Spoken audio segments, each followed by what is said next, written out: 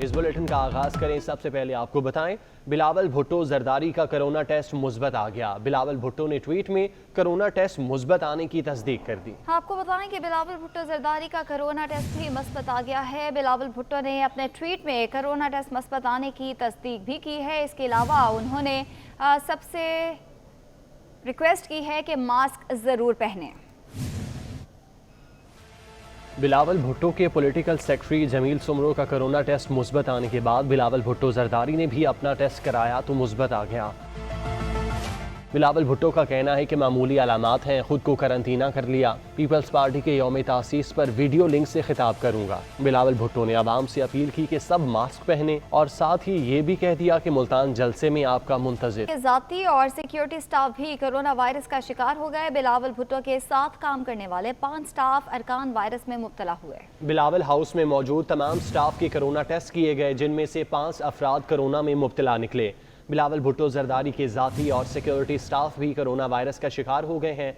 बिलावल भुट्टो के साथ काम करने वाले 5 स्टाफ अरकान वायरस में मुब्तला हो गए, जबकि बिलावल हाउस में मौजूद तमाम स्टाफ के कोरोना टेस्ट किए गए, जिनमें 5 अफराद कोरोना में मुब्तला निकले।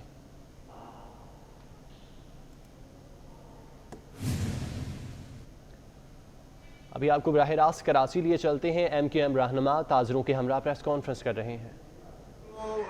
नौकरी पेशा तबका है, उसको भी हम कुछ ना कुछ पैसे देंगे ताकि उसके घर में राशन का बंदोबस्त हो सके। तो ऐसा भी कुछ नहीं किया गया।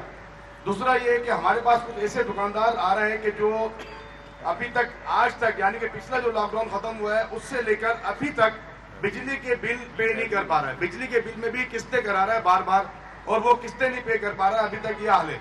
अब ये जो दोबारा इन्होंने ये हमारे ऊपर जालमाना मैं समझता हूँ कि फैसला किया है, जालमाना जो उन्होंने बात की है, तो मैं तो ये समझता हूँ कि शायद सिंध जो है पाकिस्तान का हिस्सा ही नहीं है, कि पाकिस्तान के 3 सूबों के अंदर अलग कानून है और सिंध के अंदर एक अलग कानून है। तो ये कहाँ का इंसाफ है, ये कहाँ का कानून है, हमें समझ में नहीं आती कि सिंध किस मुल्क में बसता है। तो हमें बता दिया जाए, हम वहीं चले जाते हैं। हम उन्हीं के प्रेसिडेंट से, उन्हीं के प्राइम मिनिस्टर से बात कर लेते हैं। अगर कोई और मुल्क मतलब किसी और मुल्क का हिस्सा है सिंध, तो हमारे साथ जो ज्यादती की जा रही है, हम ये समझते हैं ताजिर बिरादरी कि हमें दीवार से लगाया जा रहा है। और ये पीपल्स पार्टी आज नहीं, मैं समझता हूँ एक अरसे से हमारे साथ ये कर रही है। तो आप लोगों से, जैसे मीर साहब ने बात की और तमाम मेरे ताजिर रहनुमाओं ने बात की, तो हम आपसे इल्तिमास करेंगे कि खुदारा 3 दिन का जो टाइम दिया है, इस 3 दिन के बाद इस पर कोई ऐसा लाएअमल बनाया जाए कि अगर आप लोग अगर बोलेंगे हम रोड पर भी तैयार है आने के लिए। हमारे बच्चे भूखे मर रहे हैं, हमारे घरों पर राशन नहीं है, हमारे घरों पर परेशानी आती है। हमारा जितना भी मुलाजिम तबका आदमी है, देखिए हम तो सर्वाइव कर लेंगे, लेकिन हमारा जो मुलाजिम है वो बहुत परेशान हो जाता है। हम तनख्वाह भी देंगे, कब तक तनख्वाह देंगे अपनी जेबों से। तो इसके लिए मैं आप लोगों का शुक्रिया अदा करता हूँ मुतहदा कौमी गवर्नमेंट का, कि पहले भी जब आप लोगों ने आवाज उठाई थी तो सिंध गवर्नमेंट एक्शन में आई थी और उन्होंने मुज़ाकरात हमसे किए थे। तो इस मरतबा आप लोगों ने पहले इस पे अमल शुरू कर दिया है, तो ये आप लोगों की मेहरबानी है। और बाकी ये कि दूसरे मेरे साथी बैठे हैं, तो आप मेहरबानी। थैंक यू, अल्लाह हाफिज़। शुक्रिया। शेख आलम साहब से दरख्वास्त करूँ।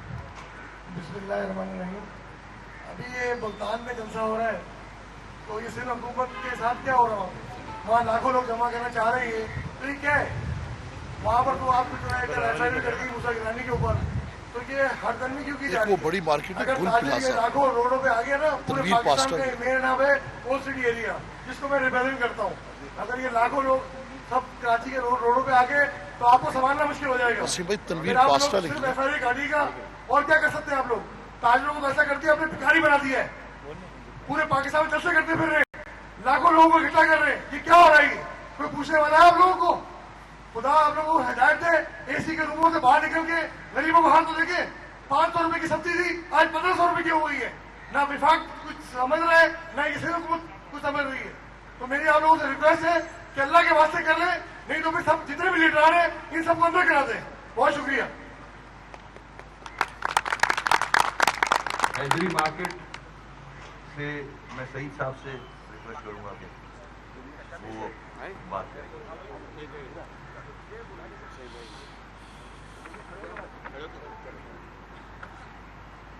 अस्सलाम वालेकुम। आज जो ताजिर बिरादरी के साथ सुलूक हो रहा है, बिल्कुल ऐसा लग रहा है सौतीले माँ का सुलूक है। वफाक कहता है 10 बजे खोले, सिंध गवर्नमेंट कहती है कि 6 बजे बंद करें। मतलब ये कि हमारे साथ, हम ताजिरों के साथ जो इतना बड़ा रेवेन्यू देती है पूरे पाकिस्तान को, उसके साथ ये सलूक हो रहा है कि हम 6 बजे खोलें और 6 बजे बंद करें, और पाकिस्तान में और इलाके जो है 10 बजे बंद हुए। तो ये कौन सा इंसाफ है? अगर चीफ जस्टिस एक है, आर्मी चीफ एक है, पाकिस्तान पे नोट एक है, जो 1000 कानून यहाँ चलता है तो वहां भी चलता है, तो फिर कानून भी एक होना चाहिए। वजीर आजम पाकिस्तान अगर कहता है कि 10 बजे खुलना चाहिए, तो कोई सा भी शहर हो वो 10 बजे खुलना चाहिए और 10 बजे बंद होना चाहिए। ये ना हो कि जी यहाँ का अलग कानून है और वहाँ का अलग कानून है। या तो हमें समझा दिया जाए कि जी हम किसके अंडर में चलें, हम वजीर आजम को छोड़ दें या सिंध गवर्नमेंट के साथ चलें, या सिंध गवर्नमेंट को छोड़ दें वजीर आजम के साथ चलें। हम कराची वाले तो जब से कोविड आया है हम परेशानी मुश्किल है, हम नुकसान दर नुकसान होते जा रहे हैं, दिवालिया तक दिवालिया होते जा रहे हैं। ऐसा ना हो कि ये ताजिर कराची का इसका नाम ही बाकी न रहे, सिर्फ कराची बाकी रहे। भटका में बाला से खास तौर पर सुप्रीम कोर्ट से दरखास्त करूंगा कि इस पे सख्त नोटिस दें कि जो ये बात तय हो रहे हैं वजीर आज़म पाकिस्तान के, वो कराची और सिंध में क्यों तय नहीं हो रहे हैं और जगह क्यों तय हो रहे हैं। तो मैं दरखास्त करूंगा सिंध गवर्नमेंट से भी कि वफाक की बात को माने, खुदारा हमारी मईशत को बचाएं और हम ताजिरों को जीने का हक दें। शुक्रिया। तनवीर साहब से दरख्वास्त करूंगा कि वो MQM रहनुमा ताजिरों के हमरा प्रेस कॉन्फ्रेंस कर रहे हैं। मनी लॉन्ड्रिंग केस में शहबाज शरीफ और हमजा शहबाज एहतसाब अदालत लाहौर में पेश हुए। फाजिल जज और लीगी रहनुमाओं ने शहबाज शरीफ से वालिदा के इंतकाल पर इजहार अफसोस किया। गवाहों के बयानात कलमबंद किए गए। अदालत ने हारून यूसुफ, ताहिर नकवी, अली अहमद खान, राबिया इमरान, सलमान शहबाज को इश्तिहारी करार दे दिया।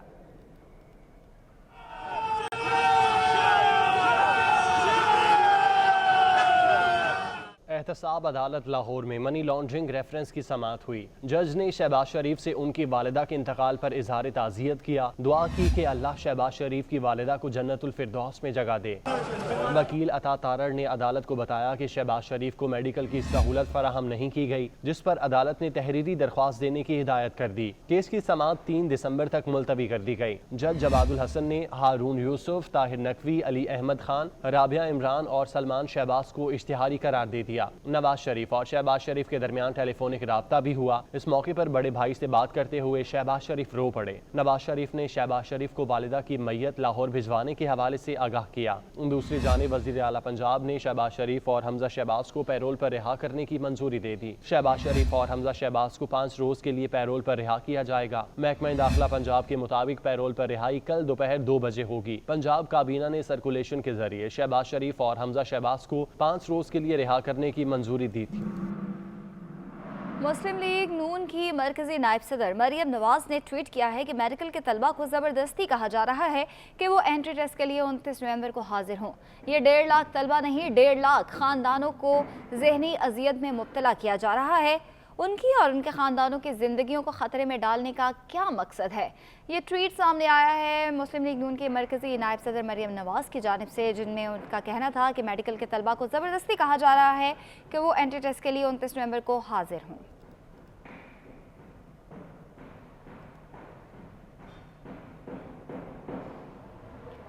मुस्लिम लीग नून के रहनुमा राना सनाउल्लाह का लाहौर में मीडिया से गुफ्तगू में कहना था कि मौजूदा दौर हुकूमत में मईशत बैठ चुकी है। इंतकाम इस हद तक बढ़ गया है कि अखलाकियात ख़त्म हो चुकी हैं। उन्होंने मजीद कहा कि बिलावल भुट्टो की जल्द सेहतयाबी के लिए दुआगो हूँ। बिलावल भुट्टो 30 नवंबर के जलसे से वीडियो लिंक से खिताब करेंगे।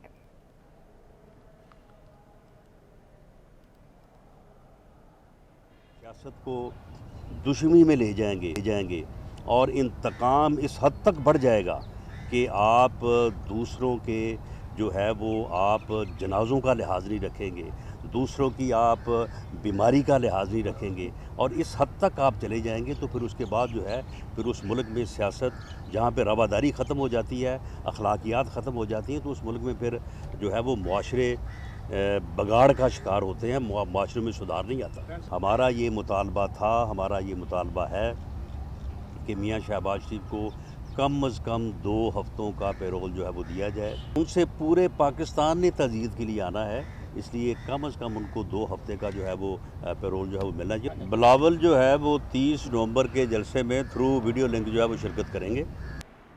आमदन से जायद असासाजात रेफरेंस की समाअत लाहौर की एहतसाब अदालत ने आहत चीमा की अहलिया वालिदा समेत दीगर के नाकाबिल जमानत वारंट जारी कर दिए। जज अहमद नज़ीर चौधरी ने साइमा अहद, फैसल हसन, नाजिया, अशरफ, अहमद हसन और दीगर को गिरफ्तार करके आइंदा समाअत पर पेश करने का हुक्म दिया है।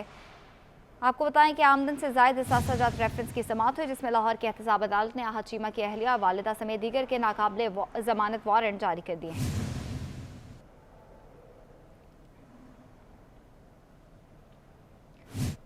सिविल एविएशन अथॉरिटी ने अंदरूने मुल्क तमाम परवाज़ों में खाने और मशरूबात फराहम करने पर पाबंदी आयद कर दी है। फैसला कोरोना वायरस के फैलाव के बायस किया गया। समर अब्बास हमारे साथ मौजूद हैं। समर, बताएगा इसकी डिटेल्स। हाँ जी बिल्कुल, देखें ये कोरोना वायरस की दूसरी लहर की रोकथाम के लिए सिविल एविएशन अथॉरिटी ने अंदरूने मुल्क जाने वाली तमाम परवाज़ों में खाने और मशरूबात पर पाबंदी आयद कर दी है। दौरान परवाज़ मुसाफिरों को खाने पीने की कोई अशिया फराहम नहीं की जाएगी। इस हवाले से सिविल एविएशन के डायरेक्टर एयर ट्रांसपोर्ट ने बाज़ाब्ता तौर पर नोटिफिकेशन जारी कर दिया है। PIA समेत तमाम निजी एयरलाइन और चार्टर्ड परवाज़ें इस पर मुकम्मल अमल दरामद करेंगी और इस हवाले से तमाम जो एयरपोर्ट्स मैनेजर हैं ASF और NCOC की हदायत पर जो है सख्ती से अमल दरामद कराएंगे और बाकायदा इसका नोटिफिकेशन जारी कर दिया गया है। प्रवास के अमले और मुसाफिरों को मास्क का इस्तेमाल भी लाजमी करार दिया गया है। जी ठीक है, बहुत शुक्रिया आपका। तर्जुमान दफ्तर खारजा ने वाज़े कर दिया कि इसराइल के हवाले से पाकिस्तान की पॉलिसी वाज़े है। इसराइल को तस्लीम करने की कोई तजवीज़ ज़ेरे गौर नहीं। इस्लामाबाद में न्यूज़ ब्रीफिंग के दौरान तर्जुमान दफ्तर खारजा जाहिद हफीज़ ने कहा कि अफगानिस्तान में पायदार अमन खित्ते के मफाद में है। We have noticed some speculative reports regarding the recognition of Israel by Pakistan. Let me once again reiterate that there is no change in Pakistan's principled position on the issue. The recognition of Israel is not under consideration. The Prime Minister has made it clear that unless a just settlement of the Palestine issue satisfied to the Palestinian people is found, Pakistan cannot recognize Israel. For just and lasting peace, it is imperative to have a two-state solution in accordance with the relevant United Nations and OIC resolutions with the pre-1967 borders and Al-Quds Al-Sharif as the capital of a viable, independent and contiguous Palestinian state. Supreme court ने Karachi circular railway में अदालती अहकामात पर अमल न करने पर वजीर आला सिंध को तौहीन अदालत का नोटिस दे दिया। सेक्रेटरी रेलवे को भी झाड़ फैला दी। चीफ जस्टिस ने रिमार्क्स दिए कि FWO सर्कुलर रेलवे को अवामी मंसूबा समझे, नाजायज मुनाफा न कमाए।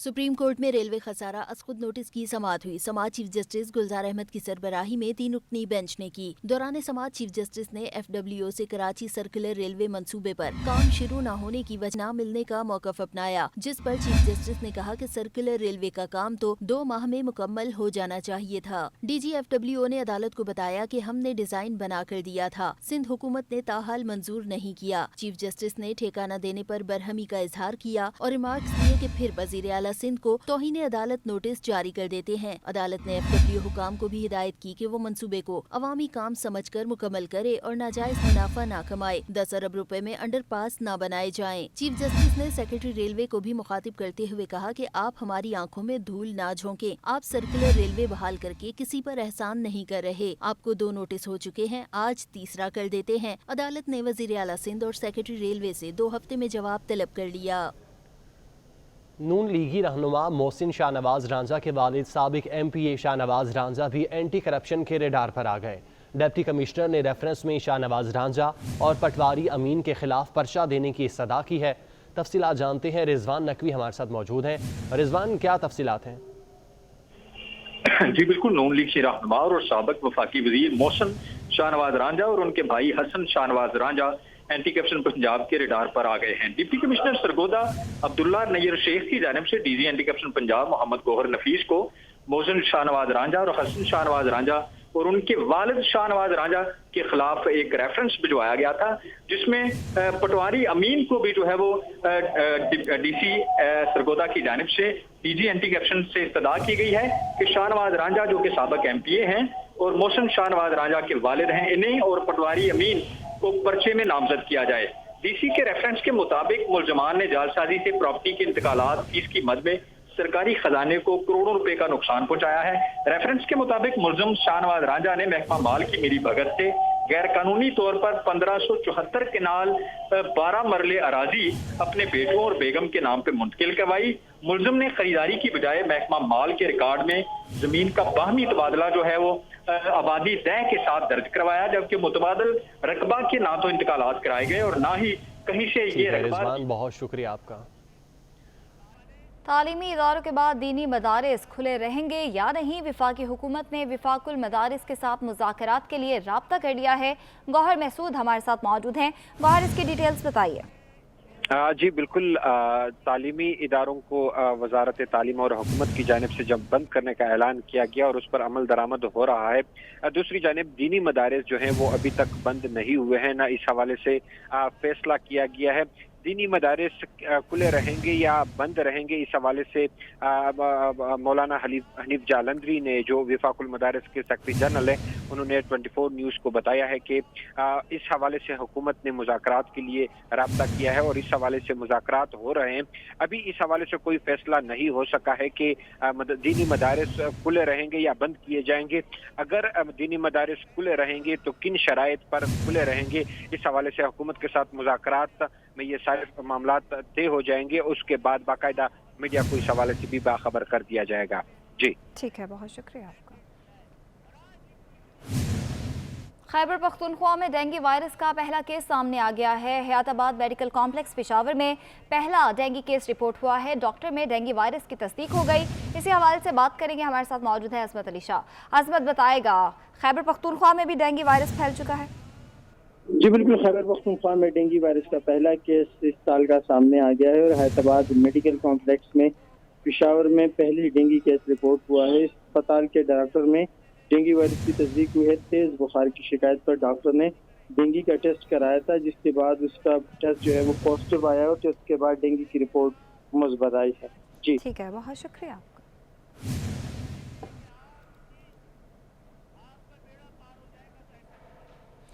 एमक्यूएम रहनुमा खालिद मकबूल सदीकी इस वक्त मीडिया से बात कर रहे हैं, आपको बराह रास्त ले चलेंगे। आपके कैबिनेट में बैठा हुआ हमारी जो नुमाइंदगी है वो भी गुनाह लगने लगे, वो भी बोझ लगने लगे। तो वफाक को कोई फौरी फैसले करने हैं। सिंध हुकूमत से कोई भी मुतालबा अपने मुंह पे कालिक मरने के बराबर है और उनका काम इस शहर की मईशत को और माशरत को तबाह करना था और उनको मैं मुबारकबाद देता हूं, उन्होंने बड़ी हद तक तबाह करके रख दिया है। आज सिंध के शहरी इलाकों के तालीम इदारों में सिंध के शहरी इलाकों के बच्चों के पढ़ने के लिए कोई गुंजाइश नहीं रखी गई है और ये सिलसिला बढ़ा तो रियासत को भी अंदाजा होगा कि वक्त निकल गया है। एमक्यूएम को कमजोर कर देने से या मसनूई तौर पे कमजोर कर देने से क्या नतायज आने थे वो नजर आने लगे हैं। ऐलान के बगैर सिंध पे सिंधु देश हुकूमत का कब्जा हो चुका है। आज इस 13 साल में सिंध के शहरी इलाकों के 1% नौजवानों को भी नौकरियां नहीं दी गई हैं। कहीं ऐसा ना हो कराची के लोग फैसला अपने हाथों में ले लें। बल्दियात मुकामी हुकूमत है, इसमें 70% गैर मुकामी लोग आ गए। मैं मुतनब्बे कर रहा हूं सिंध हुकूमत को, ना हो आप इनको सबको अपने अपने इलाकों में लेके जाएं, आप इनको सबको सिंधु देश वापस लेके जाएं। ये पाकिस्तान है, यहां पे सिंधु देश हुकूमत की किसी बदमाशी को कबूल नहीं किया जाएगा। और इसके साथ साथ ये कराची के लोग खुद फैसला करेंगे कि कोविड का मुकाबला कैसे करना है, उसके लिए कैसे एहतिजाज करना है, किस तरह एहतियात करनी है। हमने पहले कहा था अगर आप जहां से दूध मिल रहा है, जहां से शक्कर मिल रही है, रोजमर्रा की जिंदगी का सामान मिल रहा है, उसको आप 4 घंटे के लिए खोलेंगे तो रश बढ़ेगा। कोविड ये एहतियाती तदबीर को इख्तियार करना ज्यादा मुश्किल है, या 12 घंटा खुलेगा तो ज्यादा आसान है। एक वक्त में अगर किसी एक शॉपिंग प्लाजा में 5000 लोग या 6000 लोग एक दिन में जाते हैं, तो अगर वो 6 घंटे में जाएंगे तो ज्यादा रश होगा, या 12 घंटे में जाएंगे तो ज्यादा रश होगा। आपको इस हवाले से ये कौन सा फार्मूला निकाला हुआ है आपने? यह आपने फार्मूला सिर्फ ब्लैकमेलिंग करने के लिए निकाला हुआ है, ताकि आप निचली सतह पे लोगों को ब्लैकमेल कर बहुत सी दुकानें 6 बजे बंद हो जाती हैं, फिर भी कुछ ऐसी दुकानें होती हैं 11-12 बजे तक खुली रहती हैं। कौन है उसके मालकान? अब ऐसा नहीं हो सकता है और ऐसे नहीं किया जाएगा। इनका 3 दिन का नोटिस खत्म होगा तो फिर हमारा नया नोटिस सामने आ जाएगा। और दूसरी बात यह, पूरा सिंधु देश खुला हुआ है, पूरा सिंधु देश खुला हुआ है, सिर्फ पाकिस्तान बंद है। कोई एसओपीस नहीं है, कोई दुकानें बंद नहीं हो रही हैं। सिर्फ कराची, हैदराबाद, मीरपुर खास, नवाबशाह, जो इस शहर को नहीं, सिंधु देश को, इस सूबे को पाल रहे हैं, उन्हीं को तंग किया जा रहा है। उन्हीं पे मैं रियासत से भी पूछता हूं, वफाक से भी पूछता हूं, आप हमसे टैक्स ले रहे हैं, जजिया ले रहे हैं। अल्हम्दुलिल्लाह हम किसी से कम पाकिस्तानी भी नहीं है और किसी से कम मुसलमान भी नहीं है। बहरहाल आज की इस इज्तिमा को बहुत काफी समझा जाए। हमने बुज़दिली की हद तक की शराफत दिखा दी है, और हम वो लोग हैं जो अंग्रेजों की बदमाशी में भी नहीं आए। हम पाकिस्तान की मोहब्बत में कमजोर पड़ रहे हैं और हम समझते हैं हमें पाकिस्तान की मोहब्बत में अब ताकत दिखानी पड़ेगी।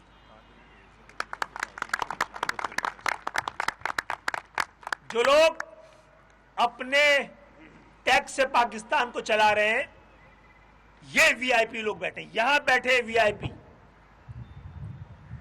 इनको रिस्पेक्ट दी जाए, इंपॉर्टेंस दी जाए।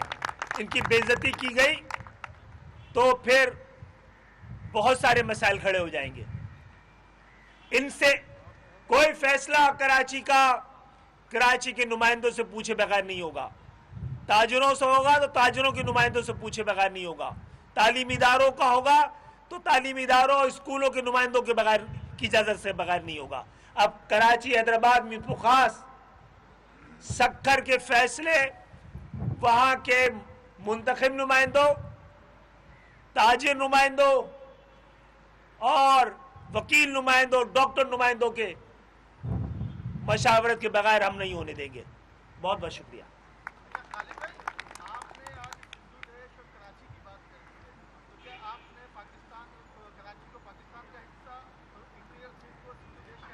देखिए, लोगों को उनके ऐलान का इंतजार है, इकदाम का इंतजार नहीं है। देखें, जाके आप सिंधु देश देखना है, जाओ सिंध सेक्रेटेरिएट में जाके देख लो। सिंधु देश देखना है, पुलिस के थानों में जाके देख लो। क्या उर्दू बोलने वाले, पंजाबी बोलने वाले, पश्तू बोलने वाले, सराइकी बोलने वाले, कश्मीरी बोलने वाले इस पाकिस्तान का हिस्सा नहीं है? अगर ये यहाँ पर सिंधु देश की हुकूमत नहीं है तो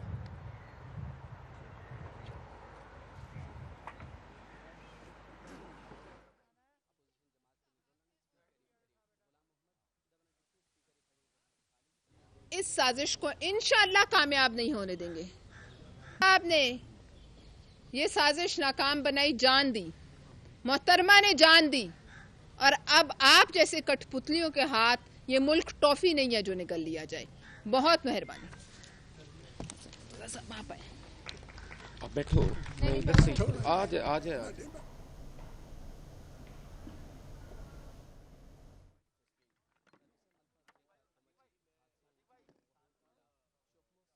करांगा आने वाले जलसे के हवाले नाल के 30 नवंबर यौम तासीस भी है और PDM का एहतजाजी जलसा भी है, और उस दे उत्ते हुकूमत जिहड़ी है वो कोरोना के पिछे छुपण की कोशिश कर रही है और कोरोना नू ढाल बना के कि कोरोना जिहड़ा है वो फैलेगा और सारा कुछ होएगा। हालांकि कल पीटीआई दी एक बहुत वड्डी रैली सी मुल्तान दे अंदर, जिसनू उन्हां दा MDA मुल्तान डिवेलपमेंट अथॉरिटी का कोई चेयरमैन उन्होंने नामजद किया है अपना सहूलतकार, वो उन्होंने लीड कर रहा सी और कसीर तादाद लोग मौजूद सन। लेकिन शाम नू मूसा गिलानी नू गिरफ्तार कर लिया जाता है वायलेशन ते कि इन्होंने कोरोना रूल्स की वायलेशन की है और अज उन्होंने अदालत ने जमानत दी है। ओपोजिशन ते अगर जलसा करे, रैली करे, जुलूस करे, एहतजाज करे तो कोरोना फैलता है। और अगर हुकूमत पार्टी के रहनुमा मीडिया से गुफ्तगू कर रहे हैं, आगे बढ़ेंगे। आपको बताएं कि अदाकारा मीरा सुप्रीम कोर्ट पार्किंग में कुछ देर रुकी रही। थोड़ी देर बाद मीरा अपने कजन एडवोकेट बाबर नकवी को लेकर रवाना हो गई। सहाफियों की आमद का पूछने पर मीरा ने जवाब दिया कि जल्द इस्लामाबाद प्रेस क्लब में प्रेस कॉन्फ्रेंस करूंगी। अदाकारा मीरा सुप्रीम कोर्ट पार्किंग में कुछ देर रुकी रहीं। थोड़ी देर बाद मीरा अपने कज़न एडवोकेट बाबर नकवी को लेकर रवाना हो गईं, जबकि सहाफ़ियों के आमद का पूछने पर मीरा ने जवाब दिया, जल्द इस्लामाबाद प्रेस क्लब में प्रेस कॉन्फ्रेंस भी करूंगी।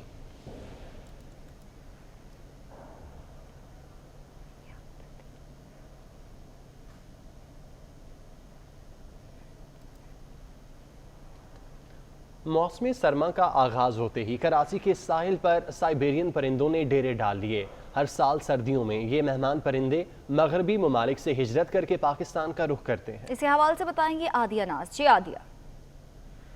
जी बिल्कुल, मौसम सरमा की आमद के साथ ही साइबेरियन परिंदों ने शहर कायद का रुख कर लिया है। इस वक्त मैं कराची के साहिल सेवियर पर मौजूद हूँ, जहाँ पर साइबेरियन परिंदों की एक बड़ी तादाद जो है वो मौजूद है। और बताया जा रहा है कि ये साइबेरियन परिंदे जो हैं ये मगरबी ममालिक से उस वक्त पाकिस्तान और भारत का रुख करते हैं जब इनको खुराक की कमी पेश आती है। जब मगरबी ममालिक के अंदर बर्फबारी होती है तो इनके जो खुराक होती है वो आबी हयात, वो तमाम खुराक जो है वो बर्फ की तह से होती हुई समंदर के अंदर चली जाती है और ये लोग जो हैं वो इनको खुराक की कमी का सामना रहता है, जिसकी वजह से ये ऐसे ममालिक का रुख करते हैं जहां पर सर्दी के साथ साथ जो है वो सूरज की शुआएं भी होती हैं। 4 महीने तक ये यहाँ पर स्टे करते हैं। इस वक्त आप देख सकते हैं मेरे बैक पर भी साइबेरियन परिंदों की एक बड़ी तादाद है जो कि समंदर के ऊपर अपने पंख फैला रही है। बहुत शुक्रिया आपका। कराची के साहिल पर गुज़श्ता साल मछली की साख्त के 12 कूड़ेदान नस्ब किए गए, जिनमें से चंद ही बाकी हैं और वो भी टूट फूट का शिकार हैं। हमारी नुमाइंदा मानिया शकील इस वक्त सी व्यू पर मौजूद हैं, उनसे तफसीलात जानते हैं। मानिया, बताइएगा क्या सूरत हाल है? जी बिल्कुल, शहर कायद में गुज़िश्ता साल जो है 12 डस्टबिन नस्ब किए गए थे, जिसमें हम देख सकते थे कि मछली के शेप के ये डस्टबिन थे जो साहिल किनारे लगाए गए थे। इसलिए लगाए गए थे कि कराची वाले जो यहाँ पे साहिल पे आते हैं वो साहिल को भी साफ रखें। यहाँ पे डस्टबिन बड़े बड़े नस्ब किए गए थे ताकि जो है लोग कचरा साहिल के किनारे ना फेंकें बल्कि डस्टबिन में फेंकें, ताकि साहिल पे आए भी और साहिल को गंदा भी ना करें और साहिल भी साफ रहे। लेकिन ये डस्टबिन भी हमारे साहिल की तरह ही कुछ हालत इज़ार का जो शिकार हो चुका है। अगर मेरे कैमरामैन आकिब आपको दिखाएं कि इस वक्त ये डस्टबिन जो है वो मुकम्मल तौर से टूट चुके हैं। 12 डस्टबिन नस्ब किए गए थे, जिनमें से सिर्फ 3 से 4 डस्टबिन जो है वो सही हालत में कुछ मौजूद हैं। उनकी भी कुछ खस्ता हाली हो चुकी है, हालत किसी की भी सही नहीं है, लेकिन जो है तो सभी खस्ता हाली जो बाकी रह गए। बाकी जो डस्टबिन से वो देखते हैं हम कि यहाँ से मुकम्मल तौर से गायब हैं। कुछ लोगों ने यहाँ से उसका सरिया भी चोरी कर लिया। वो डस्टबिन क्योंकि सरिये से बनाए गए हैं, उस पर जाल इस्तेमाल किया गया है, तो मुकम्मल तौर से। बहुत शुक्रिया आपका। पंजाब में सालाना कर्ज अदायगी पर शरह सूद 15 अरब तक पहुंच गया। 45 अरब रुपए की किस्त पर 15 अरब सूद अदा किया जाएगा। 9 खरब 45 अरब कर्ज की अदायगी में ताखीर पर शरह सूद में इजाफा हुआ। पंजाब में सालाना कर्ज अदायगी पर शरह सूद 15 अरब तक पहुंच चुका है। 45 अरब रुपए की किस्त पर 15 अरब सूद अदा किया जाएगा, जबकि 9 खरब 45 अरब कर्ज की अदायगी में ताखीर पर शरह सूद में इजाफा हुआ।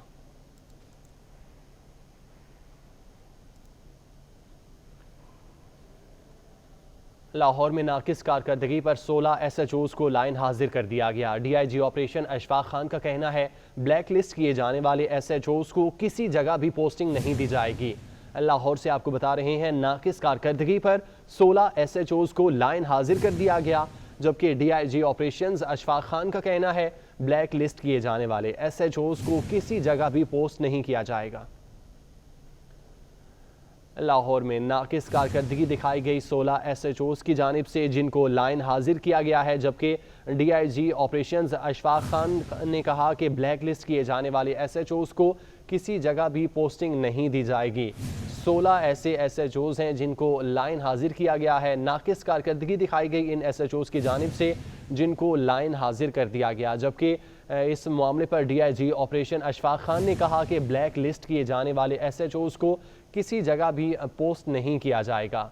आपको बताते चलें, लाहौर से जहां पर नाकिस कारकर्दगी का मुजाहिरा किया गया 16 SHOs की जानिब से, जिनको लाइन हाजिर कर दिया गया है।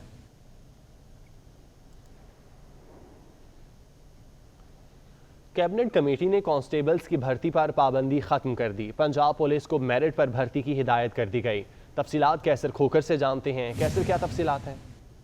जी बिल्कुल, कैबिनेट कमेटी पर लेजिस्लेटिव बिजनेस ने पंजाब पुलिस में 5330 नए कांस्टेबल भर्ती करने की मंजूरी दी है और भर्ती पर जो आयद पाबंदी है वो खत्म कर दिया है और पंजाब पुलिस को हुक्म दिया है कि वो मेरिट पर जो 5330 नए कांस्टेबल भर्ती करके पंजाब पुलिस का शामिल करे, ताकि नया यंग ब्लड जो है पुलिस में शामिल किया जा सके और आवाम की बेहतर तौर पर खिदमत की जा सके।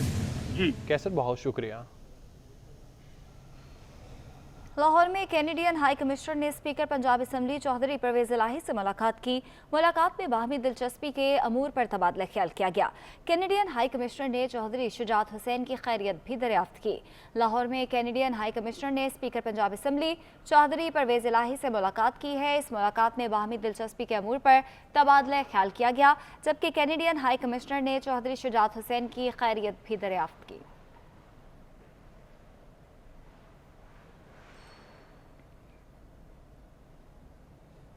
अवाम की आवाज़ 24 न्यूज़ की बंदिश को 87 रोज़ गुजर गए।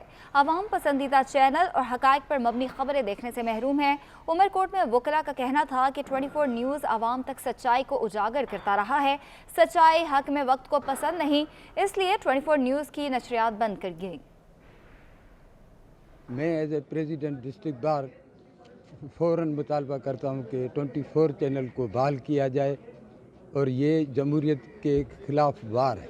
24 न्यूज़ को एग्जैक्टली उसको बहाल किया जाए, उसकी नशरियात को, बिकॉज वो लोग हम तक जो है वो सच्चाई पहुंचा रहे हैं, लोगों की आवाम की रियलिटी पहुंचा रहे हैं और उनके साथ कहाँ कहाँ गलत हो रहा है वो सब हमें बता रहे हैं। ये सब जानने के लिए हमारे लिए ज़रूरी है कि हमारे ये मीडिया जो भी 24 न्यूज़ जैसे है और न्यूज़ चैनल्स को जो है वो जमहूरी तौर पर आज़ादी मिले। मैं पुरजोर मजम्मत करती हूँ 24 न्यूज़ के बंद होने की, क्योंकि ये जैसे कि हमारे राइट थे, इसी तरह मीडिया का भी एक राइट है, क्योंकि उनका काम ही है लोगों की सच्चाई बताना। तो ये उनका राइट है कि वो अगर किसी की सच्चाई बता रहे हैं तो उन पे बैन ना लगाया जाए, बल्कि उसको उस पर काम किया जाए। रावलपिंडी इस्लामाबाद में चलने वाली मेट्रो बस सर्विस का टिकटिंग स्टाफ सरापा एहतजाज है। 3 माह से तनख्वाहें ना मिलने पर टिकट स्टाफ IJP रोड पर एहतजाज कर रहा है। बिलाल विर्क हमारे साथ मौजूद है। बिलाल, बताएगा क्या मुतालबात हैं उनके? जी बिल्कुल, मेट्रो बस सर्विस के टिकटिंग स्टाफ का IJP रोड पर एहतजाज। जुड़वा शहरों में मेट्रो बस सर्विस बंद हो गई। टिकटिंग स्टाफ 3 माह से तनख्वाहें ना मिलने पर एहतजाज कर रहे हैं। मुजाहिरीन की मेट्रो बस इंतजामिया के खिलाफ शदीद नारेबाजी की जा रही है। टिकटिंग स्टाफ ने हाथों में बैनर्स और प्ले कार्ड उठा रखे हैं और उनका ये कहना है कि हमारी तनख्वाहों की अदायगी की जाए, तब तक जो है वो मेट्रो बस को बहाल नहीं होने देंगे। ठीक है, बहुत शुक्रिया आपका।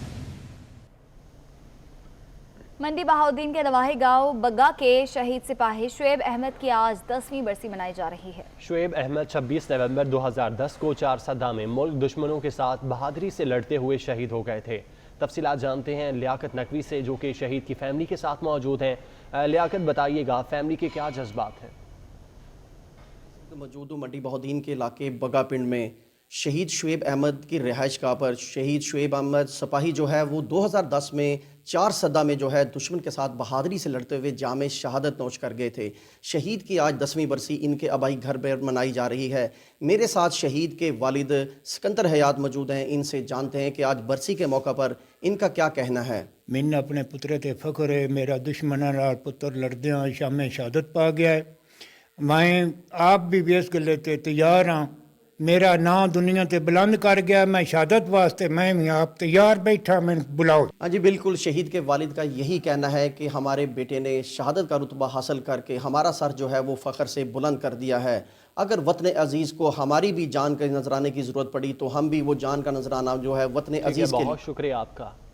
नारोवाल के नवाही गांव सैदुके से ताल्लुक़ रखने वाले सिपाही अजहर अब्बास की शहादत को 9 बरस बीत गए। शहीद की वालिदा को अपने बेटे अजहर की शहादत पर आज भी फ़ख्र है। इसे हवाले से बताएंगे यासिर अरफात। जी यासिर। फौज के शहीदों को 24 न्यूज़ का सलाम। मैं इस वक्त नारोवाल के नवाही गांव सईदुदाता में मौजूद हूं, जहां पर शहीद अजहर अब्बास की आज जो है उनके घर पर नामी बरसी जो है मनाई जा रही है। शहीद के बारे में बताता चलूं कि शहीद को पाक फ़ौज में तगमाए बसालत से भी नवाजा गया था। शहीद ने 2011 में सलाला के अंदर दुश्मनों के साथ लड़ते हुए अपनी जान का नजराना पेश किया था। मेरे साथ शहीद की वालिदा मौजूद हैं, हम उनसे बात करते हैं। मेरे पुत्र ने अपनी जान कुर्बान की थी मुल्क के वास्ते, तो मेरे 3 बेटे हैं। एक बड़ा बेटा मेरा शहीद हो गया, 2 बेटे ने मैं ये भी आखनी हाँ मेरे ये भी बेटे फौज दे विच होण ते ये भी इस राह दे उत्ते चलना। जी बिल्कुल जी, आपने शहीद की वालिदा के जज्बात सुने। उनका यही कहना था कि मुझे अपने बेटे की शहादत पर नाज है। मेरे 2 बेटे और भी हैं, मैं दरख्वास्त करती हूँ कि इनको भी पाक फ़ौज में भर्ती किया जाए ताकि ये भी मुल्क की। बहुत शुक्रिया आपका। वज़ीराबाद से ताल्लुक़ रखने वाले सिपाही मुश्ताक अहमद को शहीद हुए 11 बरस हो गए हैं। मोहम्मद एजेंसी में दहशत गर्दों के साथ मुकाबले में शहीद होने वाले मुश्ताक अहमद की आज 11वीं बरसी उनके गांव बच्चा चट्ठा में मनाई जा रही है। उनकी फैमिली के साथ नैयर आलम मौजूद हैं, उनसे तफसीलात जानते हैं। जी नैयर बताइएगा। मौजूद हूँ वज़ीराबाद के इलाका बुचा चट्ठा में। यहाँ के रहायशी मुश्ताक अहमद आज से 9 साल कबल जो है वो मोहम्मद एजेंसी में दहशत गर्दों के साथ मुकाबला करते हुए जामे शहादत नोश किया। इस वक्त उनकी बहन हमारे साथ मौजूद हैं, हम इनसे पूछेंगे कि ये अपने भाई की शहादत के हवाले से क्या कहती हैं। भाई छोटा ही होंदा स्कूल पढ़दा सी, उन्हें बहुत शौक से फौज जाने का। जिस तरह उस 10 मैट्रिक पास की थी वो फौज टुर गया। वही आंदा सी मैं पाकिस्तान की तरफ से मैं शहीद होना, मैं शहादत पानी। माशाल्लाह सानू बहुत शौक है, खुशी हुई है भाई जो शहीद हो गया।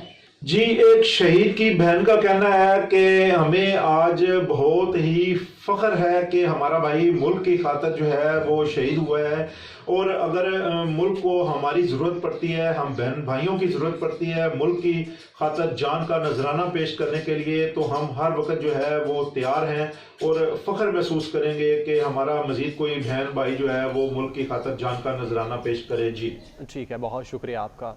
न्यूज़ स्टूडियो से फिल वक्त इतना। एक ब्रेक के बाद हेडलाइंस, हमारे साथ रहिए।